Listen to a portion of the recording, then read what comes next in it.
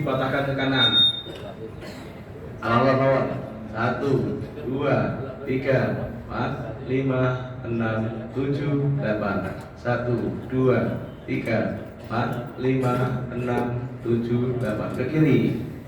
1, 2, 3, 4, 5, 6, 7, 8. 1, 2, 3, 4, 5, 6, 7. Cukup. Tengok kiri.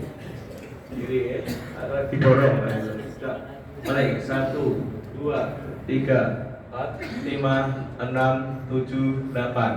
1, 2, 3, 4, 5, 6, 7. Cukup. Kanan. 1, 2, 3, 4, 5, 6, 7, 8. 1, 2, 3, 4, 5, 6, 7, 8. Jadi hadap kanan gerak. Hadap kanan. Go. Nek kula matur hujan rintik-rintik dengan kuningan berdiri pundake ngajenge. Mulai hujan rintik-rintik. Nah, iki pundake sing seru. Nah, nek hujan deras di karat. Hujan deras, karat kamu seru-seru. Aduh. Nek hujan badai agem kanu digenggam. Hujan badai. Ombak besar pijeti, ombak besar pijeti. Nah, lagi.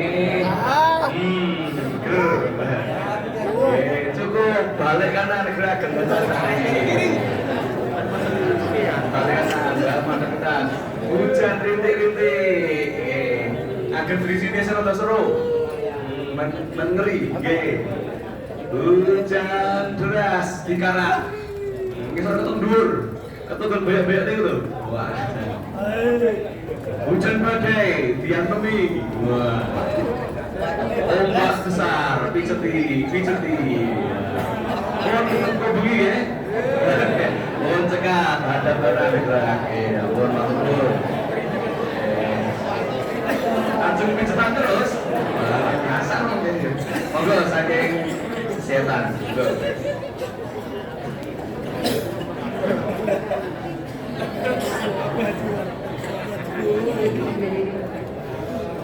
Bismillahirrahmanirrahim. Assalamualaikum warahmatullahi wabarakatuh. Ini buka pasirnya Bapak Ibu. Gimana, udah segar Bapak Ibu? Masih ngantuk atau tambah ngantuk? Perkenalkan, nama saya Tri Widiani. Saya dari tim promosi kesehatan KKHI Mekah.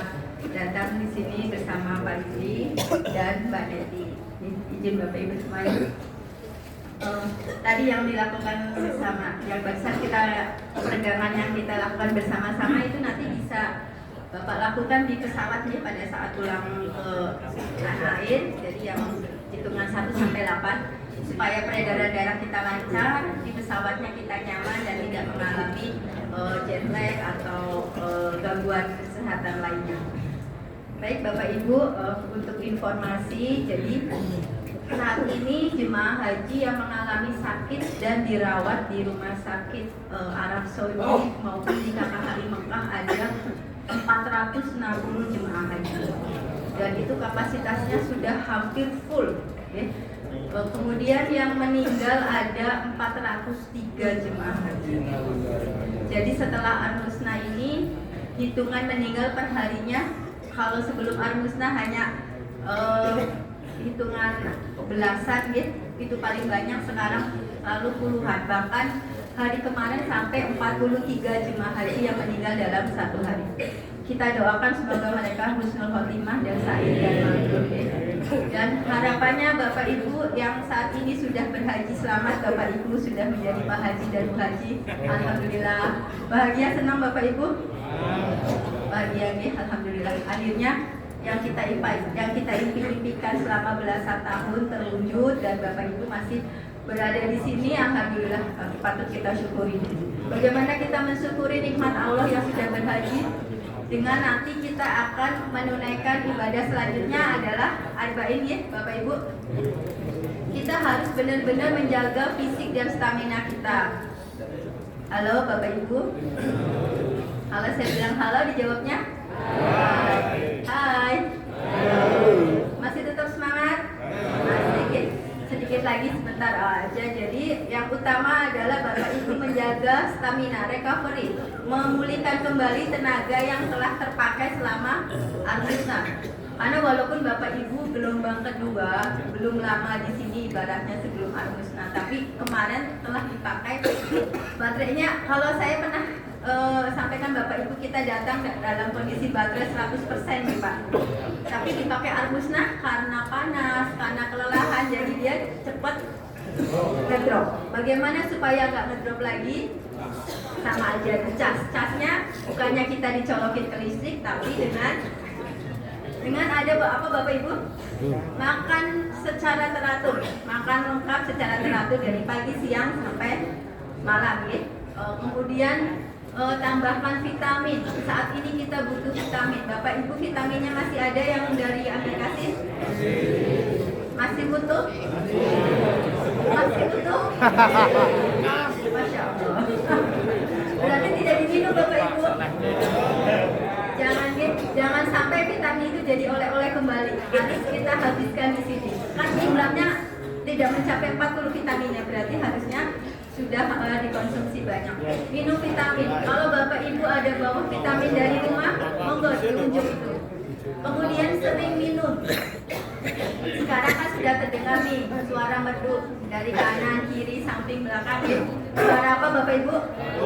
Nah, batuk itu kan karena yang pertama tadi faktor kelelahan, kemudian debu, kemudian kita di sini dengan suhu yang tinggi, tapi kelembabannya rendah membuat kita kering. Tanpa sadar terjadi penguapan di tubuh kita walaupun kita nggak berkeringat. Nah itu membuat kita kering. Apalagi menurut saya kalau misalnya tidurnya kita pules, tidurnya membuka mulut, bangun tidur pasti kita merasa haus ya. Jadi Bapak Ibu jangan sampai haus, harus sering minum. Tambahkan apa Bapak Ibu? Oralit satu saset satu hari. Walaupun Bapak Ibu tidak aktivitas di luar, saat ini tetap minum Oralit. Itu penting sekali untuk mendoping tubuh kita yang habis kelelahan. Karena Oralit itu adalah rehidrasi ya. Oralitnya habis? Habis Pak Yudi? Ada yang masih butuh juga? Pak Yudi bisa bagikan oralitnya. Nanti kalau memang habis bisa minta sama Bu Dokter atau Pak Dokter. Stok kita masih banyak. Kami masih punya 1000 koli Pak. 1000 koli itu yang karton besar kali 3.900, jadi masih 39.000 nih. Jadi banyak sekali. Monggo Bapak Ibu di sini harus minum Oralit, nanti bekal untuk ke Madinah juga harus minum Oralit. Untuk yang batuk juga tetap minum Oralit. Kalau Bapak Ibu tidak punya riwayat mah, tidak punya penyakit mah, punya stok vitamin C, tambahkan itu, jadi tambah lezat Pak, tambah nikmat, tambah enak betul. Itu saya nggak bohong, kemarin saya sempat batuk, tapi saya boncor terus dengan Oralit dan vitamin C, alhamdulillah. Tinggal suara serak-seraknya aja. Mudah-mudahan batuk ini cukup di Mekah, nggak sampai di Madinah, apalagi sampai ke Indonesia ya. Karena nanti Bapak Ibu punya kewajiban setelah sampai di Indonesia itu harus mengisi kartu K3JH. Jadi kalau ada yang batuk, ada yang pilek, demam atau kaku kudu, itu harus kaku kudu ya, harus melaporkan ke puskesmas. Harapan kami Bapak Ibu saat pulang ke tanah air bersih semua catatan K3JH-nya, tidak ada lagi sisa penyakit ya. Amin. Jadi tadi makan yang cukup, tambahkan sering minum, tambahkan Oralit, minum vitamin, dan istirahat yang cukup. Ini sudah tawaf ibadah semua nih Bapak Ibu? Alhamdulillah. Alhamdulillah sudah gitu. Tahan dulu untuk melakukan tawaf sunnah yang lain. Mungkin karena mau mengejar ganjaran yang seperti tadi Pak Kiai sampaikan 100.000 ke haram, boleh. Tapi harus melihat kondisi fisik kita, melihat kondisi kita terkadang bekalnya semangat, tapi sebenarnya setelah melakukan tawaf kita terasa capek. Apalagi tawaf yang sekarang benar-benar padat ya, Bapak Ibu sudah mengalami sendiri.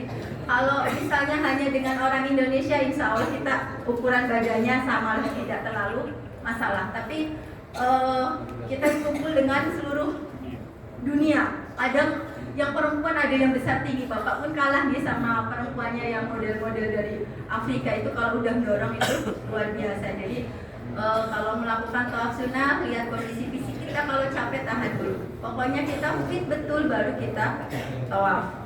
Dan kalaupun harus tawaf, jangan dilakukan di waktu sholat, maksudnya mendekati waktu sholat atau di waktu terik matahari. Ya. Kemudian misalnya nanti ada yang kita kan mau ke Madinah, tapi ada kondisi bapak ibu yang lansia atau yang mengalami sakit yang kemungkinan kalau masih tetap tinggal di tanah suci ini akan memperburuk keadaan, disiapkan untuk tanazul. Tapi nanti itu semua ada kriterianya, nanti diputuskan oleh tim medis nih bapak ibu. Artinya yang penting hajinya sudah selesai, insya Allah mabrur, tinggal untuk istilahnya menjaga keselamatannya kita pulangkan lebih awal. Tapi harapannya semua bapak ibu sehat hingga bisa melaksanakan arba'in ya bapak ibu. Kemudian setelah istirahat yang cukup, bapak ibu pada saat kita melakukan ibadah di luar hotel harus selalu menggunakan APD. Masih ingat bapak ibu APD? Ya. Alhamdulillah di sini sudah banyak yang pakai masker walaupun ada yang tidak pakai masker. Maskernya masih ada atau masih utuh? Habis. Habis. Ada yang habis betul? Betul. Kalau habis berarti bapak sehari menggunakan lebih dari sekali, tidak apa-apa. Nanti kalau habis bisa minta ke dokter. Tapi saya yakin masih banyak karena dalam satu kotak itu ada 50 lembar ya. Monggo bapak ibu pakai, tidak harus di luar hotel. Pada saat seperti ini karena banyak yang batuk, kita wajib pakai masker supaya kita tidak tertular ataupun yang batuk tidak menulari ke yang sehat. Jadi selalu pakai masker. Kalau di luar pakai payung atau topi, pakai kacamata, pakai masker. Jangan lupa botol semprot. Botol semprotnya masih ada bapak ibu? Masih ya, alhamdulillah. Kemudian jangan lupa pakai sendal. Nanti pada saat di Nabawi, sendal itu merupakan jimat kita yang utama istilahnya. Karena sekali kita tidak memakai sendal pada saat di luar masjid, pas di pelataran itu akan kalau misalnya kita jalan nggak pakai sendal itu bisa mengalami kaki melepuh. Dan kalau kaki melepuh itu kalau sudah melepuh kita butuh perawatan sampai 21 hari. Padahal bapak ibu di sana cuma 8 atau 9 hari gitu. Jangan sampai bawa oleh-oleh kaki melepuh atau gorengan gitu. Jadi harapannya bapak ibu pulang ke Indonesia benar-benar sehat. Oleh-olehnya pengennya bentuknya haji yang mabrur ya bapak ibu. Kalaupun membawa oleh-oleh dalam bentuk barang boleh, tapi harus dilihat beratnya, karena batasnya kita kan ada Garuda kan 32 itu untuk yang koper besar, kalau koper kecil 7 kilo. Nah, dengan membawa oleh-oleh yang melebihi kapasitas itu juga akan berdampak pada kesehatan. Contohnya sebenarnya sudah kejadian di kloter yang awal-awal pulang, beberapa barang ditinggalkan. Nah, aku tahun lalu gara-gara barangnya ada yang ditinggal, padahal sudah sengaja beli, sudah capek-capek beli, sudah mengeluarkan uang, tapi dipaksa untuk ditinggal. Akhirnya kesel, dongkol. Dari dongkol dan kesel itu tensinya naik. Akibatnya apa bapak ibu? Gagal terbang, tidak bisa terbang hanya karena oleh-oleh. Maka bapak ibu haji harus bijak dalam menyikapi segala tindakan kita. Kalau ininya sedikit membawa manfaat, kita tinggalkan deh. Jadi jangan sampai kita kalah hal yang sepele, tapi yang pentingnya yang besarnya malah kita nggak dapat atau terlewatkan. Sayang kalau kita nggak pulang bersama rombongan, karena kan kita diharapkan sekali sama anak cucu, mungkin sama pasangan kita di Indonesia nih. Kemudian yang utama bahwa nanti saat di Madinah cuaca kan lebih sebenarnya cuacanya sama-sama panas seperti di Mekah. Cuma kalau yang saya rasakan, mudah-mudahan bapak ibu tidak rasakan, di sana sengatannya itu lebih seperti menyangat gitu loh pak. Makanya tetap pakai kacamata supaya mata kita tidak iritasi atau merah nih. Kemudian sering minum, sering semprot-semprotkan dan pakai APD. Yang paling penting adalah di sana itu hotelnya kecil nih Pak. Jadi liftnya juga kecil. Nanti di sana akan lebih lama dalam mengantri lift. Makanya Bapak Ibu pada saat di Nabawi siapkan kurma 9 butir. Insya Allah kalau Allah kasih rezeki kita tim Ronkes seperti kemarin sudah bagi-bagi di Mina. Nanti di Nabawi mungkin juga ada teman-teman Ronkes yang bawa kurma, Bapak boleh minta kalau pas ada. Jadi kurma itu dimakan jam 10 3 butir. Kemudian di jam 3 sore 3 butir. Nah, 3 butir lagi, kan tadi 9 nih Pak, sudah terpakai 6. 3 butir lagi itu Bapak bawa pada saat Bapak misalnya mau menggabungkan sholat antara sholat asar dan sholat maghrib misalnya.